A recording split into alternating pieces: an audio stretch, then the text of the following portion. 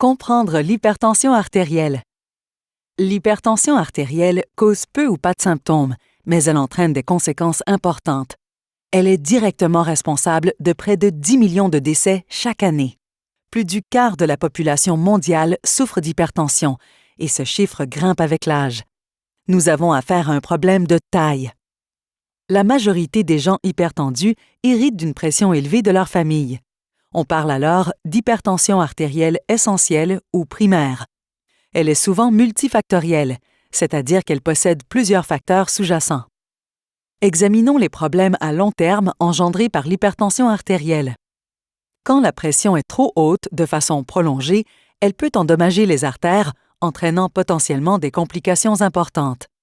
C'est en fait l'un des principaux facteurs de risque d'infarctus du myocarde et de mort subite.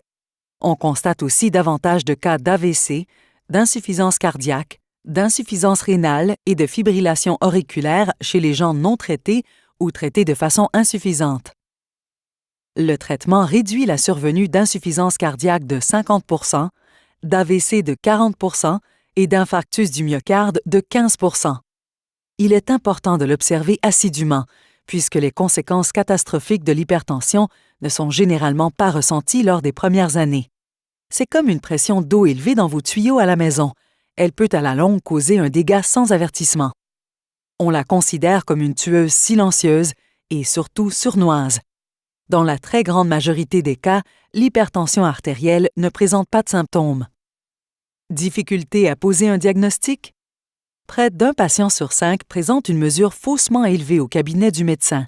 C'est ce qu'on appelle le syndrome de la blouse blanche. Dans le cas où le diagnostic n'est pas évident, il est possible qu'on vous demande d'enregistrer votre pression artérielle en continu à la maison à l'aide d'un examen de monitorage ambulatoire de la pression artérielle, ou MAPA. Cet appareil est branché à votre bras et autour de votre taille pour prendre votre pression artérielle plusieurs fois sur une période de 24 heures. Il existe plusieurs traitements non pharmacologiques pour diminuer la pression artérielle, notamment les changements bénéfiques dans les habitudes de vie.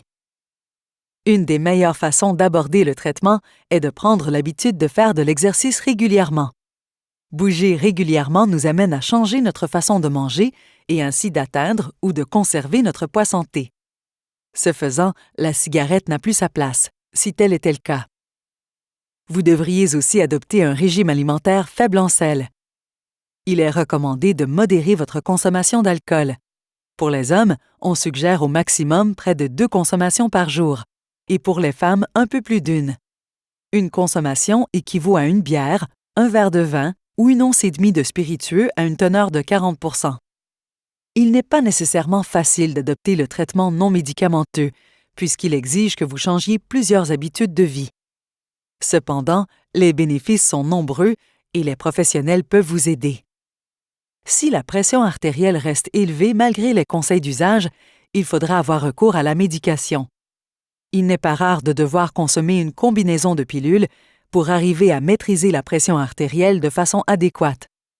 Il existe plusieurs classes de médicaments et votre médecin tentera de trouver celles qui vous aideront sans provoquer d'effets secondaires.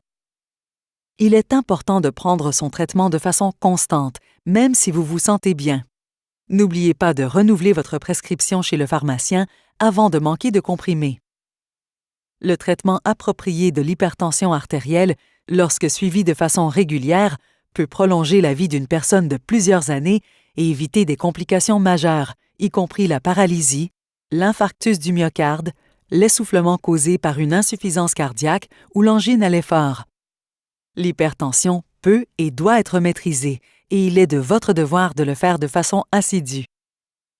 Allez sur icardio.ca pour découvrir une multitude d'informations au sujet de la santé cardiaque.